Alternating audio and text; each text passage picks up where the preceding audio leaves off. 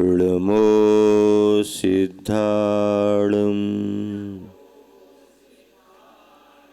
ळमो आयिर्याणम्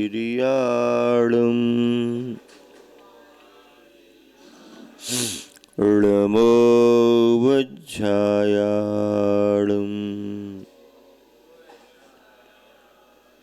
ळमो लोये सौसाकूणम्।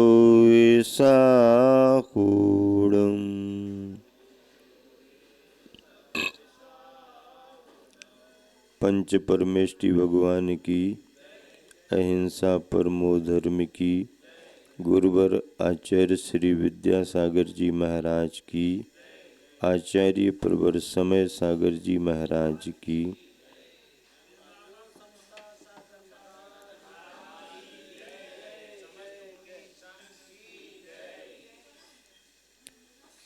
जैन परंपरा में शुद्धता को महत्व दिया गया है।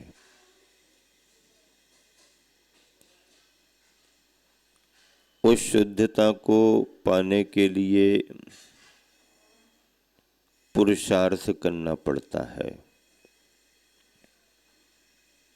शुद्धता की हमारी स्वभावगत योग्यता रहते हुए भी उसे प्रकट करने का पुरुषार्थ तो करना ही पड़ता है। जैन परंपरा का एक सिद्धांत है कि हर आत्मा परमात्मा बन सकती है। बन सकती है का मतलब उसमें बनने की संभावना है।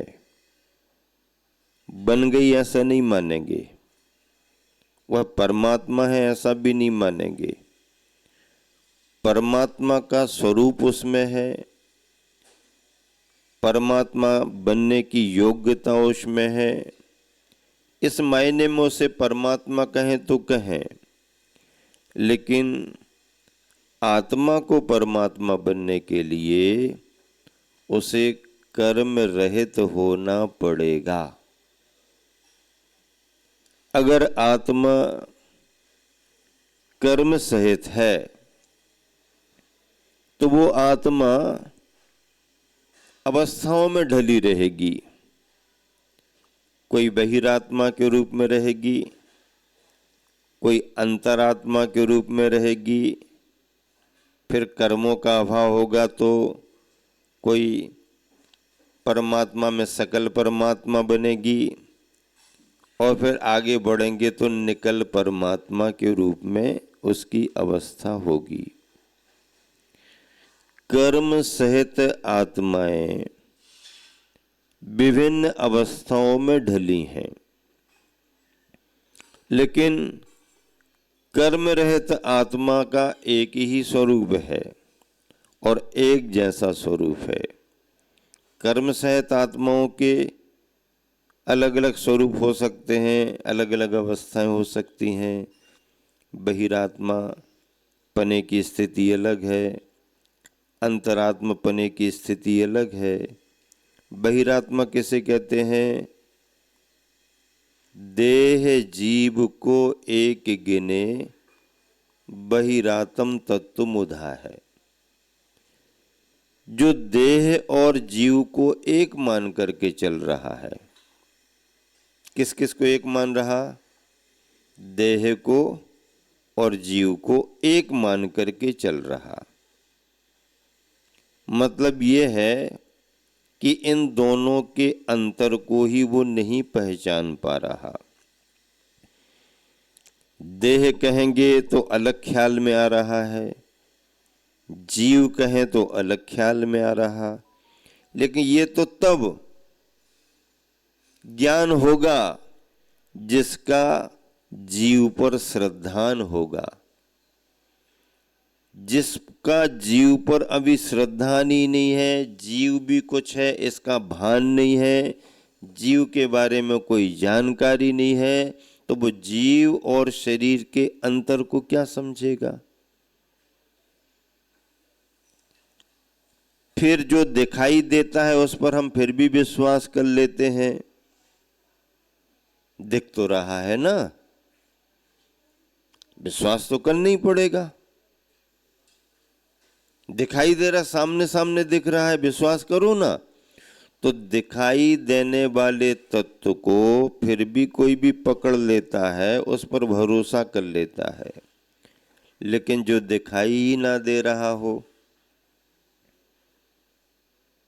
आंखों से भी नहीं दिख रहा, मशीनों से भी नहीं पकड़ में आ रहा, और हमारी बुद्धि से भी पकड़ में नहीं आ रहा, ऐसा सूक्ष्म तत्व, आत्म तत्व, जीव तत्व है।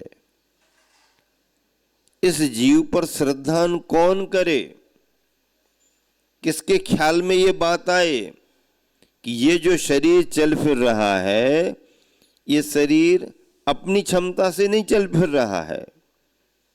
इस शरीर के अंदर कोई ऐसा तत्व है जिसकी क्षमता से शरीर चल फिर रहा है। ये ज्ञान किसको हो? क्योंकि वर्तमान की दुनिया केवल उतना ही पकड़ पा रही है जो उसके पकड़ में आ रहा है। शरीर पकड़ में आता है, शरीर का ढांचा पकड़ में आता है, शरीर के पार्ट पकड़ में आते हैं, शरीर की एक्टिविटीज पकड़ में आती है, शरीर की हर गतिविधियां विज्ञान पकड़ रहा है। तो शरीर की गतिविधियों को तो पकड़ रहा है, लेकिन शरीर में ये गतिविधियां किसके कारण हो रही हैं? शरीर में ये गतिविधियां किसके कारण हो रही हैं? इसको अभी वैज्ञानिक दुनिया नहीं पकड़ पा रही है। भरोसा है उसका, विश्वास जम गया है। पहले ये विज्ञान, आधुनिक विज्ञान जीव को और जीव के पुनः पुनः जन्म को नहीं मानता था, लेकिन अब उसने अदृश्य जीव के अस्तित्व को स्वीकार कर लिया। क्या स्वीकार कर लिया? अदृश्य जीव के अस्तित्व को स्वीकार कर लिया। भले जीव के रूप में ना माने, प्राणों के रूप में माने, लेकिन उसने इस अस्तित्व को स्वीकार कर लिया।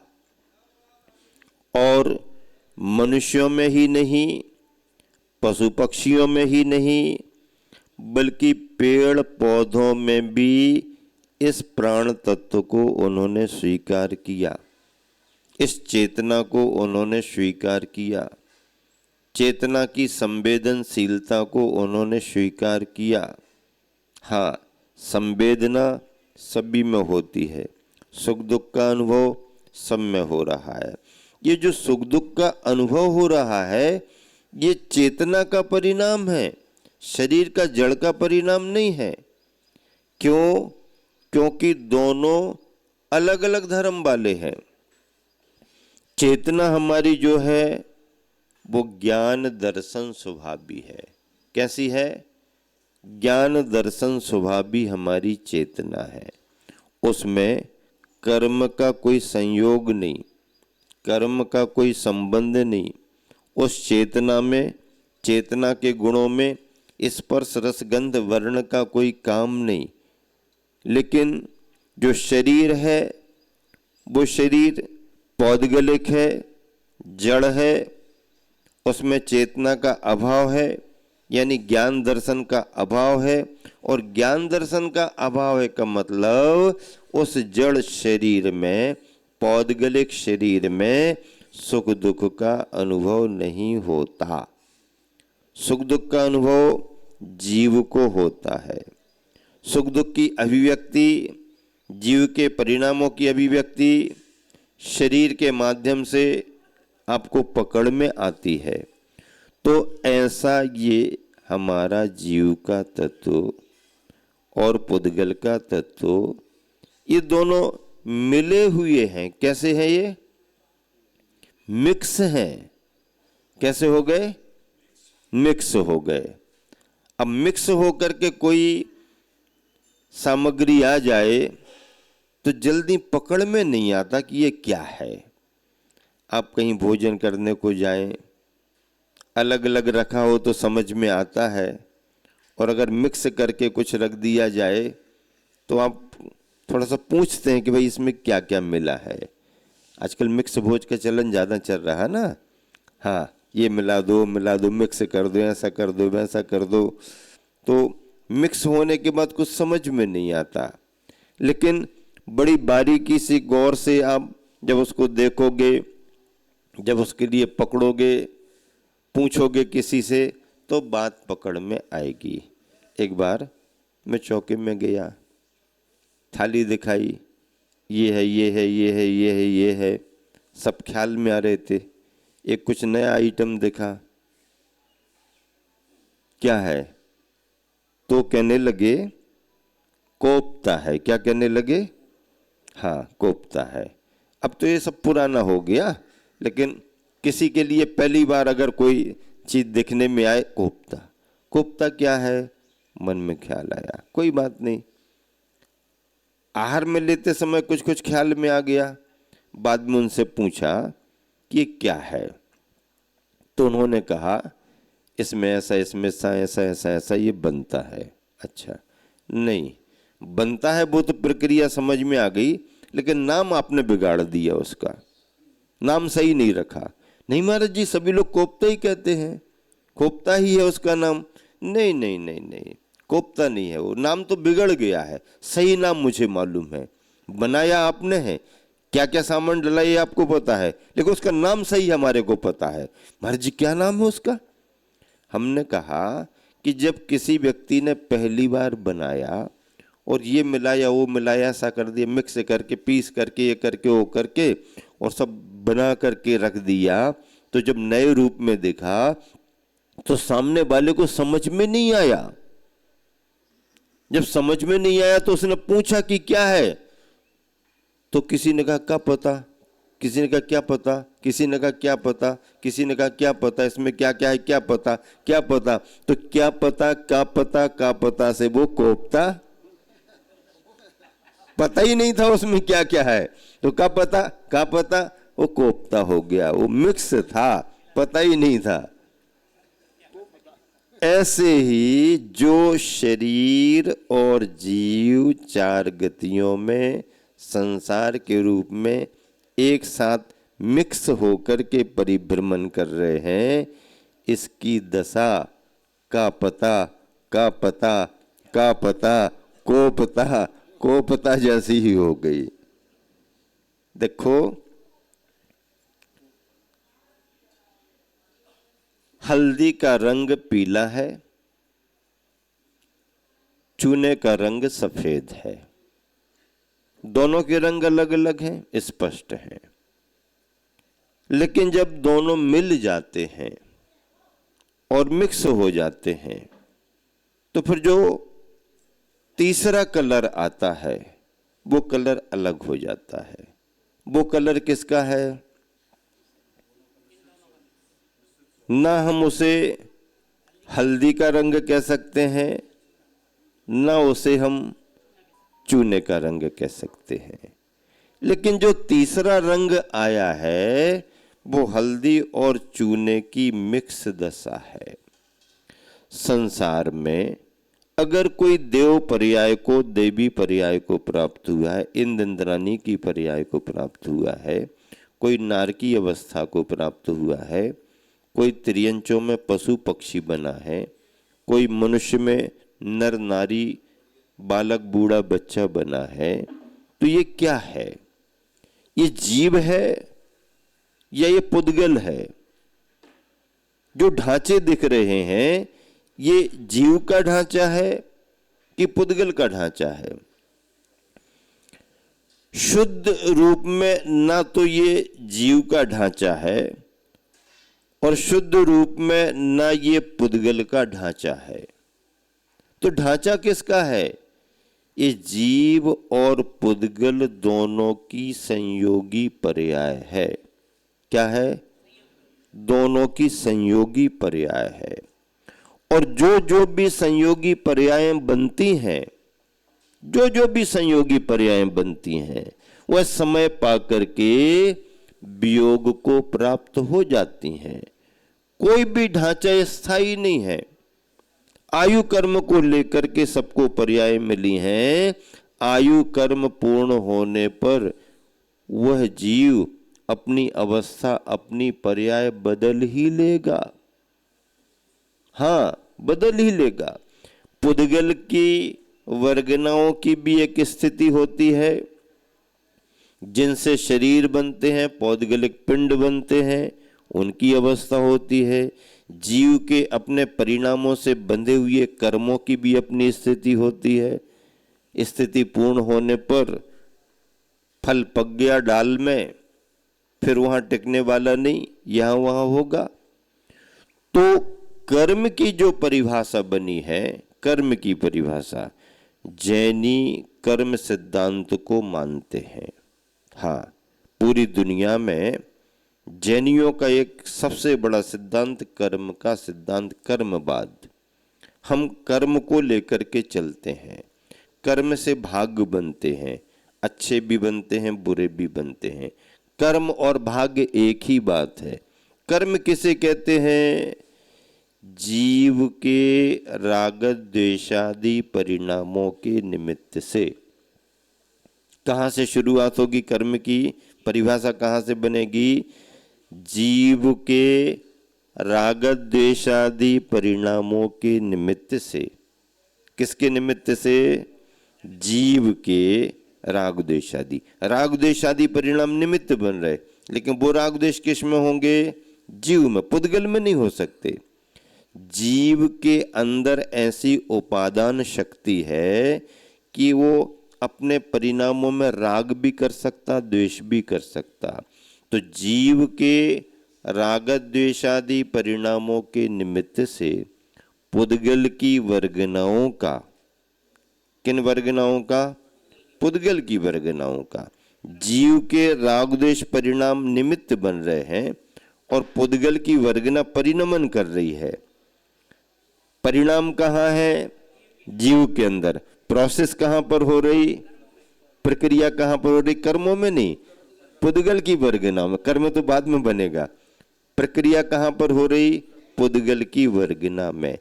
जीव के राग द्वेषादि परिणामों के निमित्त से पुद्गल की वर्गनाओं का कर्म के रूप में परिणमन कर, पुद्गल की वर्गनाओं का कर्म के रूप में परिणमन कर जीव प्रदेशों में एकमेक हो जाना। जीव के असंख्यात प्रदेश हैं, हमारे तुम्हारे प्रत्येक जीव के, प्रत्येक आत्मा के असंख्यात प्रदेश हैं। उन असंख्यात प्रदेशों में वो पुद्गल की वर्गनाएं कर्म का रूप लेकर के एकदम घुल मिल जाती हैं। कैसी हो जाती हैं? घुल मिल जाती हैं। जैसे कि आपने दूध में शक्कर डाल दी, थोड़ी देर में आप देखेंगे कि शक्कर गायब हो गई। गायब नहीं हुई है, वो आपकी आंखों से गायब हो गई है। बाकी दूध ने एडॉप्ट कर लिया। दूध में उसको एडॉप्ट करने की क्षमता थी और शक्कर के कणों में घुल मिल करके एडॉप्ट हो जाने की क्षमता थी। आकाश का गुण क्या है? अवगाह न देना। आकाश का गुण क्या है? अवगाह न देना। आकाश द्रव्य वो द्रव्य है जो सभी द्रव्यों को स्थान देता है। आकाश की क्षमता है और किसी द्रव्य में क्षमता नहीं है। आकाश द्रव्य में यह क्षमता है कि वो सभी द्रव्यों को अवगाहना, अपने पास स्थान दे सकता। लेकिन बाकी द्रव्यों में अवगाहना देने की क्षमता तो नहीं है, पर अवगाहित होने की क्षमता है। क्या? अवगाहित होने की क्षमता है, स्थान पाने की क्षमता है। तो दूध में उसको ग्रहण करने की क्षमता है, तो शक्कर के कणों में घुल मिल करके दूध के रूप में परिणमन कर जाने की क्षमता है। दूध पानी जैसे मिला लो आप। दूध में पानी डाल दिया, किस में पानी डाला? कि पानी में? पानी में भी दूध डाला जा सकता है, दूध में पानी डालो, पानी में दूध डालो, कलर तो थोड़ा थोड़ा आएगा। दूध में पानी मिलाया। अब दूध में पानी कब से मिला? दूध में पानी कब से मिला? जब आपने डाला तब से मिला है, या आपके पानी मिलाने के पहले से ही दूध में पानी मिला है?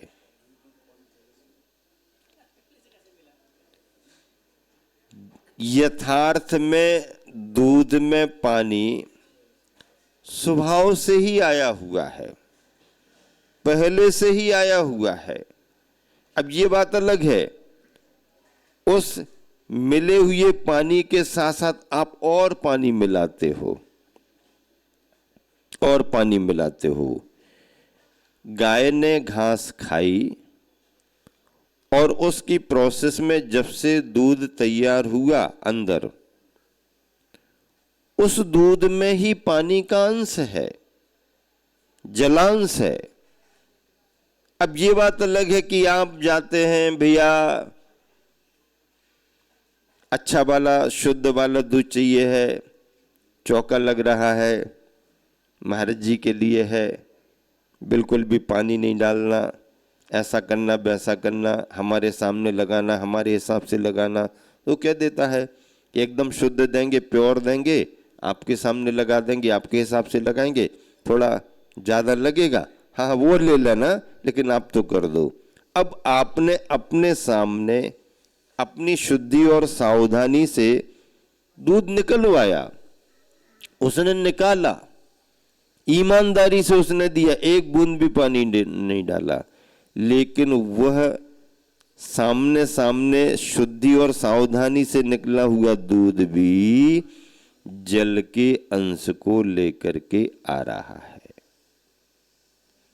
अब दूध वाला आपके घर आया, आपने कहा भैया इतना लेट क्यों हो गए दूध लाने में, कब से इंतजार कर रहे थे? तो उसने सहजता में उत्तर दे दिया, मैं तो जल्दी आना चाह रहा था दूध लेकर के, लेकिन अब नली देरी से आए तो हम क्या करें। अब नल देरी से आए का मतलब उसका भाव बताने का नहीं था, लेकिन उसकी भाषा में उसका भेद खुल गया, भाषा में भेद खुल गया। मतलब दूध देने के लिए तब जाएगा जब पानी आए और उसमें मिलाए और उसके बाद ले जाए। ऐसे दूध में प्रकृति से, निसर्ग से, स्वभाव से जल का अंश है। अब अगर स्वभाव से जल का अंश है तो वो बना रहेगा हमेशा, ऐसा भी नहीं है। अगर हम चाहें तो दूध की उस अवस्था को भी हम प्राप्त कर सकते हैं जिसमें जल का कोई भी अंश नहीं है। वो कैसे होगी? दूध को गर्म करना पड़ेगा, तपाना पड़ेगा। और दूध तपेगा कैसे? दूध तपेगा कैसे? दूध गर्म कैसे होगा? दूध अग्नि से गर्म होगा। अग्नि से गर्म होगा ना, अग्नि से गर्म होगा। कैसे गर्म होगा? अग्नि से गर्म होगा। दूध अग्नि से गर्म होगा, ये पक्का है। तो फिर अब करो गर्म। वो कहेगा लाओ बर्तन, बर्तन लाओ। बर्तन का क्या काम है? अग्नि और दूध। दूध अग्नि से गर्म होगा, अग्नि सामने है, दूध ये है। नहीं, बर्तन के बगैर दूध टिक नहीं सकता और बर्तन के बगैर दूध गर्म नहीं हो सकता।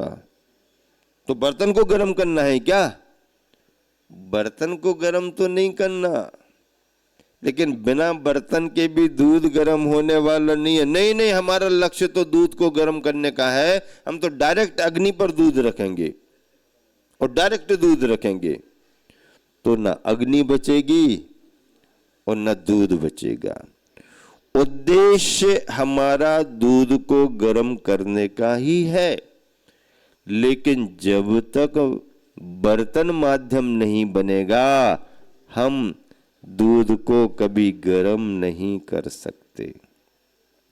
लक्ष्य हमारा आत्म तत्व को ही पाने का है, लेकिन उस आत्म तत्व को पाने के लिए साधना के क्षेत्र में शरीर को माध्यम बनाना ही पड़ेगा। अगर शरीर माध्यम नहीं बनता है तो आपके आत्मा का शुद्धिकरण हो ही नहीं सकता है। हमें शरीर को शुद्ध नहीं करना, हमें शुद्ध तो आत्मा को करना है। लेकिन वो आत्मा जिसके अंदर बैठी है उसके माध्यम से ही तो उसे शुद्ध करेंगे, उसका संशोधन करेंगे। हाँ, ये जैन सिद्धांत की सूक्ष्मता है। बहुत सारे लोग अध्यात्मवादी क्या कहें, तथा कथित अध्यात्मवादी जो सुख सुविधाओं में रह करके समय सार का अनुभव करना चाहते हैं, एयर कंडीशन से निकलना ना पड़े और सब कुछ मिल जाए, उनकी कंडीशन खराब हो जाती है, हालत ही खराब हो जाती है।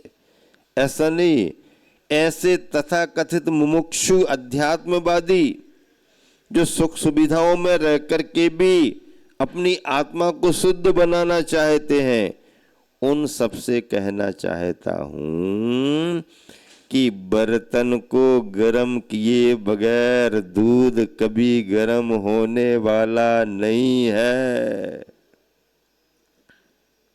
नहीं, दूध गर्म हो जाए लेकिन बर्तन हमारा खराब ना हो। कितना अच्छा चमक रहा है, अग्नि पर रखेंगे तो शाइनिंग खत्म हो जाएगी, काला काला दिखने लगेगा, गड़बड़ सा दिखेगा। नया नया बर्तन है, चमकदार बर्तन है, इसकी शाइनिंग बनी रहे और दूध गर्म हो जाए। क्या बनी रहे? शाइनिंग बनी रहे ज्यों की त्यों, और दूध गर्म हो जाए। ऐसा कोई रास्ता बता दो महाराज जी। भैया, ऐसा रास्ता तो भगवान ने भी नहीं बताया और हमारे गुरुजी ने भी नहीं बताया, और रास्ता कोई है भी नहीं। अगर दूध को गर्म करना है तो बर्तन की शाइनिंग का व्यामोह छोड़ना पड़ेगा। हाँ, शरीर का व्यामोह छोड़े बगैर आत्मा की शुद्धि होने वाली नहीं है। अपने गुरुवन ने जो भी क्रांति घटित की है,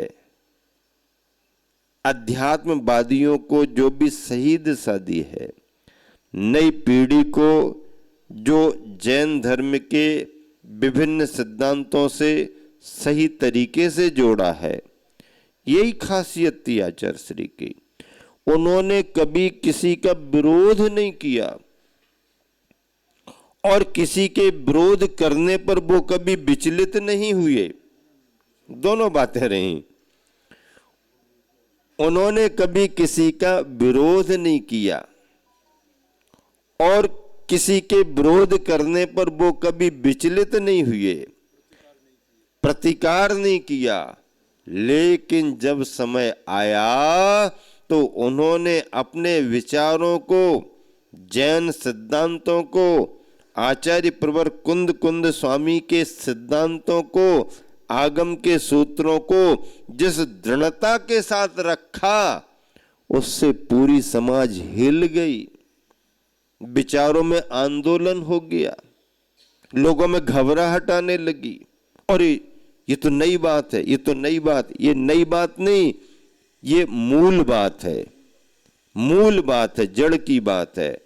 और गुरुवर ने अपने विचारों से समाज को दिशा देकर के जो क्रांति घटित की है, उसका परिणाम है आज दिगंबरत्व का परचम जोरदार तरीके से पूरी दुनिया में फहरा रहा है, लहरा रहा है।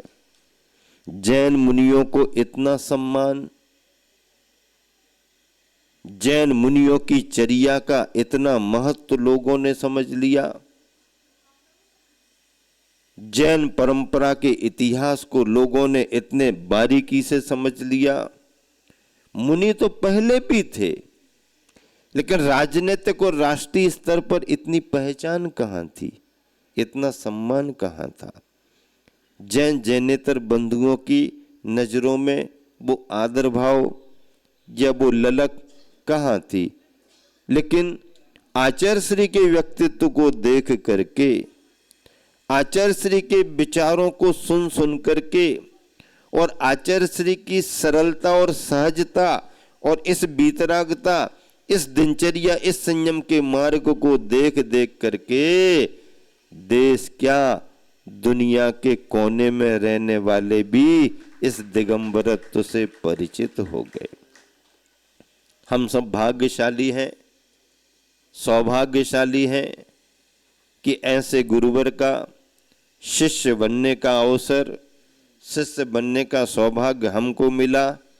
आप सबको भी गृहस्थ के रूप में उनके भक्त और उनके शिष्य बनने का सौभाग्य मिला।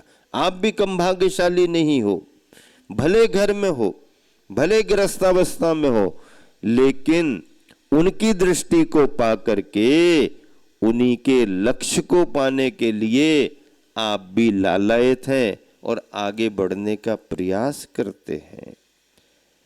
बहुत बड़ी देन इस युग की रही जो दिगंबरत्व ने इतनी बड़ी अपनी पहचान बना ली और ये हजारों वर्षों के लिए इतिहास सुरक्षित हो गया। शुद्धता के क्षेत्र में केवल बात इतनी है कि जैन सिद्धांत कहता है कि यह जीव भी अनादि से कब से अनादि से। अनादि किसे कहते हैं? जिसका कोई छोर नहीं, जिसकी हम कहीं से शुरुआत ना कर सकें, आदि ही जिसका नहीं है वो अनादि। तो जीव जब से है, जीव का अस्तित्व तत्व के रूप में जब से है, तब से यह जीव अपनी उपादान शक्ति राग द्वेष के रूप में कर्म बंध से सहित है। ऐसा नहीं हुआ कि पहले जीव शुद्ध रहा हो, फिर चार गतियों में आने पर अशुद्ध हो गया हो, फिर कभी शुद्ध हो जाएगा, फिर अशुद्ध हो जाएगा। ऐसा नहीं। 6 द्रव्यों की व्यवस्था में 4 द्रव्य तो सदा शुद्ध हैं, सदा शुद्ध हैं। धर्म, अधर्म, आकाश और काल, ये 4 द्रव्य सदा शुद्ध हैं, शुद्ध ही हैं, ये कभी अशुद्ध हो ही नहीं सकते। लेकिन जीव और पुद्गल 2 अशुद्ध परिणमन भी कर लेते हैं, और इन दोनों में अंतर ये है कि पुद्गल अशुद्ध से शुद्ध परिणमन कर लेता है, पुनः शुद्ध से अशुद्ध अवस्था में भी चला जाता है। अणु अणु मिलकर के स्कंद बन जाते हैं, अशुद्ध परिणमन हो गया, और स्कंद बिखर बिखर करके पुनः अनुरूप में आ जाता है, पुनः शुद्ध हो जाता है। ये प्रक्रिया शुद्ध और अशुद्ध होने की पुद्गल में अनादि से चल रही है। मतलब पुद्गल शुद्ध शुद्ध शुद्ध शुद्ध शुद्ध शुद्ध होता रहता है, लेकिन जीव के साथ ऐसा नहीं है। जीव अशुद्ध अशुद्ध अशुद्ध परिणमन करता रहा है, अनादि से अशुद्ध अवस्था में ही आ रहा है। लेकिन एक बार अगर जीव शुद्ध हो जाए तो फिर वह लौट करके पुनः कभी अशुद्ध नहीं होता, कभी अशुद्ध होता ही नहीं है। ये जीव का एक विशेष गुण धर्म है। और शाश्वत सिद्ध भूमि ये संवेद शिखर की है। यहाँ पर अनगिन असंख्यों अनंतानंत भव्यात्माएं आई, और जिन्होंने अपने अंदर की आत्मिक उपादान शक्ति को जगा करके अपनी आत्मा को कर्म रहित करके शुद्ध बना लिया। वर्तमान 24 में से जैन परंपरा के 20 तीर्थंकर यहाँ से निर्वाण पद को प्राप्त हुए। 4 तीर्थंकर अन्य स्थानों से निर्वाण को प्राप्त हुए। तीर्थंकरों के निर्वाण के साथ साथ उनके समोसरण से, उनके द्वारा, उनकी छत्र छाया में दीक्षित या उनके साथ आने वाले अनगिन और असंख्य भव्य आत्माएं भी इस शाश्वत सिद्ध भूमि से निर्वाण पद को प्राप्त हुई।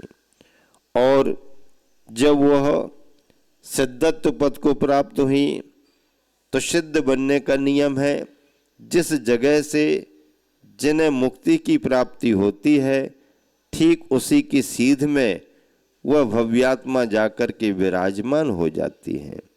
खड़गासन अवस्था में ध्यान करते हुए अगर मोक्ष हुआ है तो उस जीव के प्रदेश खड़गासन मुद्रा में ही सिद्धालय में विराजमान होंगे। अगर कोई पद्मासन अवस्था से बैठी हुई आसन में मोक्ष को प्राप्त हुए तो उनके आत्म प्रदेश सिद्धालय में पद्मासन के रूप में रहेंगे।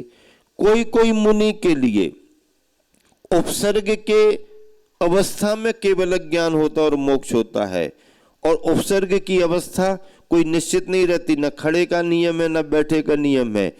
किसी मुनि को किसी दैवी शक्ति ने विरोध के कारण, द्वेष के कारण अगर उठा लिया और ऊपर ले जाकर के गिरा दिया, अब गिरने में शरीर खड़ा ही रहेगा बैठा रहेगा, कोई नियम नहीं, कैसी भी अवस्था बन सकती है। और उस ध्यान की अवस्था में उसी समय उन्हें केवल ज्ञान हुआ और उसी समय उनको मोक्ष हुआ, तो अब हम ये नहीं मानेंगे कि वो वैसे ही जाकर के वहां पर होंगे, नहीं। केवल ज्ञान का नियम होता है, उपसर्ग की किसी भी अवस्था में केवल ज्ञान हो, केवल ज्ञान होते ही साथ शरीर पुनः सर्वांगीण और व्यवस्थित सीधा हो जाता है। और उसी अवस्था में मोक्ष होने पर मोक्ष की दो ही आसन है, एक तो खड़गासन और एक पद्मासन। 24 तीर्थंकरों में से 3 तीर्थंकर खड़गासन अवस्था से मोक्ष को प्राप्त हुए और शेष 21 तीर्थंकर पद्मासन अवस्था से मोक्ष को प्राप्त हुए। नहीं, 3 तीर्थंकर पद्मासन अवस्था से मोक्ष को प्राप्त हुए, 21 खड़गासन से, सही है। 21 तीर्थंकर पद्मासन से, नहीं खड़गासन से, और 3 तीर्थंकर पद्मासन से। पद्मासन वाले तीर्थंकरों में आदिनाथ, बांसपूज और नेमिनाथ, ये 3 तीर्थंकर, आदिनाथ, बांसपूज और नेमिनाथ ध्यानस्थ पद्मासन मुद्रा में मोक्ष को प्राप्त हुए। शेष 21 तीर्थंकर खड़गासन अवस्था में निर्वाण पद को प्राप्त हुए। ये मोक्ष जानने का सिद्धांत है। और जहाँ से जो भव्यात्मा मोक्ष को प्राप्त करती है ठीक उसी की सीध में वह उन्हीं आत्म प्रदेशों के आकार में विराजमान रहते हैं। ऐसे इस शाश्वत सिद्ध भूमि पर हम सभी आए हैं, वंदना कर रहे हैं, भक्ति भावना कर रहे हैं, स्वाध्याय कर रहे हैं। गुरुवर आचार्य श्री के साथ आने का सौभाग्य प्राप्त हुआ, पुनः सौभाग्य प्राप्त हो रहा है। और आप सब श्रद्धालुजन इतनी बड़ी धर्म प्रभावना की संयोजना कर रहे हो। भव्य त्रिदिवसीय कार्यक्रम यहाँ पर अच्छे तरीके से संपन्न हो गया और ऐसी शाश्वत सिद्ध भूमि में ऐसे ही धर्म के कार्य निरंतर संपन्न होते रहे। एक दिन शांतिनाथ भगवान का निर्वाण कल्याणक दिवस लाड़ू पहाड़ पर्वतराज पर, अगले दिन गुरु नाम गुरु आचार्य ज्ञान सागर जी महाराज का समाधि दिवस, एक दिन नेमावर सिद्धोदय में दीक्षित होने वाली 29 आरिकाओं का दीक्षा वर्ष दिवस। कितने बढ़िया ये सारे के सारे कार्यक्रम इस शिखर जी में, मधुवन में और गुणायतन के इस वातावरण में संपन्न हो रहे हैं। बहुत प्रसन्नता की बात है। आप सभी लोग स्वाध्याय के रूप में सुबह सुबह ऊर्जा, एनर्जी प्राप्त कर रहे हैं और फिर खूब ठाट बाट से अभिषेक और शांति धारा करके साथी से पुण्य का आश्रय कर रहे हो सकता है हम सबके भव भवांतर का साथी से पुण्य का उदय आया है, जिस सिद्ध भूमि में हम सभी मिलकर के धर्म की आराधना कर रहे हैं। इन्हीं शब्दों के साथ विराम देता हूं। महावीर भगवान की। हाँ, कल धर्मनाथ भगवान का